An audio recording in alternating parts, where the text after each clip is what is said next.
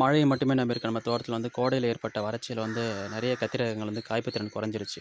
இப்போ அண்மையில் ஏற்பட்ட வந்து கோடை மழைக்கு பிறகு நிறைய செடிகள் வந்து துளிர்ந்து நிறைய காய்கள் எடுக்க ஆரம்பிச்சிருக்கு. நான் போன வருடம் நம்ம தோட்டத்தில் வந்து 3 ரக கத்திரிகள் நடவு செஞ்சுருந்தேன். வெள்ளை, நீலம், பச்சை ரகம்னு 3 ரகம்.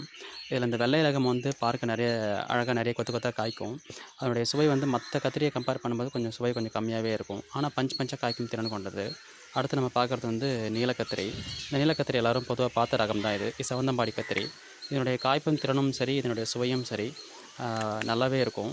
அடுத்து நம்ம தோட்டத்தில் இருக்க பச்சை ரக கத்திரி. பச்சை ரக கத்திரியும் வெள்ளை ரக கத்திரியும் ஒரே மாதிரி தான். பஞ்சு பஞ்சாக காய்க்கக்கூடிய காய் ரகம் அது. ஆனால் வந்து இதனுடைய சுவை வந்து வெள்ளை ரகத்தை விட நல்லாவே இருக்குது. பார்க்க நெய் கத்திரி மாதிரியும் இருக்கும். இந்த 3 ரக கத்திரியும் நம்ம தோட்டத்தில் வந்து ஒரு வருடத்துக்கு மேலேயே காய்ப்பு திறன் கொண்டு காய்ச்சிக்கிட்டு இருக்குது. மற்ற ரகங்களை கம்பேர் பண்ணும்போது இது எனக்கு பெஸ்ட்டாக இருக்குது நம்ம தோட்டத்துக்கு. இது போன்ற வீடியோக்களை பார்க்க நம்ம சேனலை சப்ஸ்கிரைப் பண்ணிக்கோங்க. நன்றி.